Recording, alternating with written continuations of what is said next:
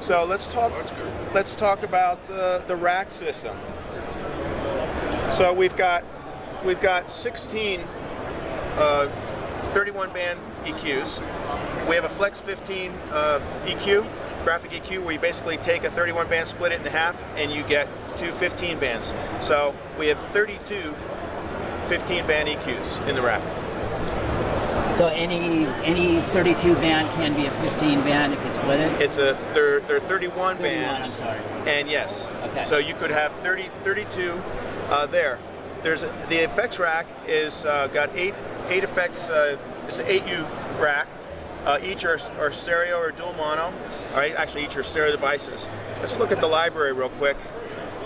So there's new graphics for the effects. They're laid out differently. We took like the Rev X series, for example, and put them at the top. They're the most popular.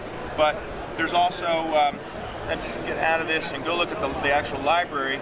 You'll find many more of the Rev X here than what were before. So there's a lot more at the fingertips, and also there are the presets for these have been reworked. We made them what we think are more favorable out of the box than what has been previous.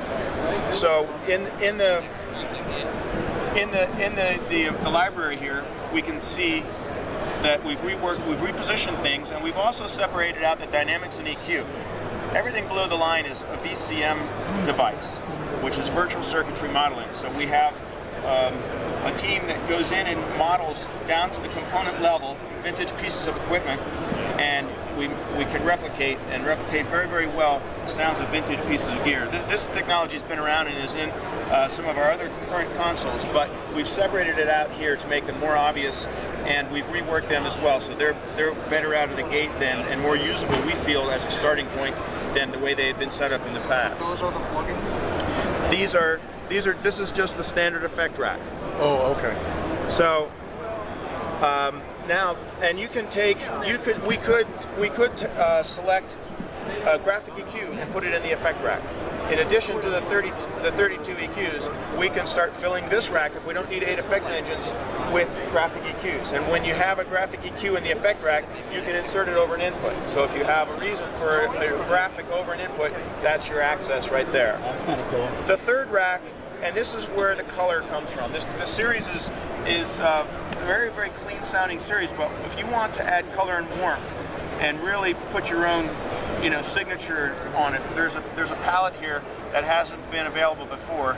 And here's the library of the premium effects, or what you were referring to as plugins. So we have Rupert Neve, a couple of Portico devices. This is an 8-rack unit. Every device is dual mono or stereo. So here is his Portico, the 5033 EQ. So with Assist on, you get the numbering here. Shows you very easily which encoder is what. Okay. Right? So we have the Rupert stuff all sounds great, but a big part of his sound is his transformers. And also the reason that we have it and no one else has it is because we're the only ones that have satisfactorily emulated his transformer emulation. So you can bypass the unit here, and you still get the emulation, the transformer emulation on the in and out. Oh, Isn't that cool? So if you bypass it up here, it's like turning your insert off. That really bypasses right, it. but if you bypass it down here, you're still getting the transformers You have the without sound any of it EQ. without the EQ and Yeah. So you could take one of these devices, put it over your 2-mix, not modify and use any filtering, but still have the transformer emulation. So Can you add plugins, or is it just the plugins that come standard with it? it's only what we have here, and part of the reason for that is we have fixed latency. You start getting third-party things, and who knows what it's going to do to your system. It lends itself to less stability and more latency issues. So, Are there other slots for things that you guys will add later on that you could add? well, Because I thought I noticed there was some extra rack spaces in there. I just didn't fill them up yet. Oh, okay. So I'm starting I to see. right. Okay, so this is 5043 compressor. It also has a transformer emulation. Probably recognize this. Yeah. And the metering work on all these live as you're sending signals through them. You can select. You can go in and select what your ratio is there, or you can do it. You can go to the all, and just like you could on the original device. So. Check out that graphics all scratched up. Yeah. Now that unit, this eats up DSP, so it takes 2 spaces out of the rack. This may look familiar to some of you. Another warm vintage compressor. So, and here's another one that may look familiar to you.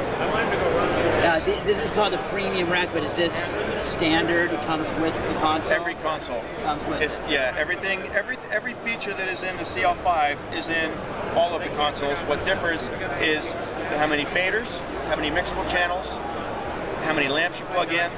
The CL5 has an integrated meter bridge, where on the CL1 and the CL3, it's an optional and removable. There's 3 thumb screws to take it on and off very, very quickly on the back. So those are the only differences. Everything about the operating system and the DSP and what happens inside the console is identical throughout the series.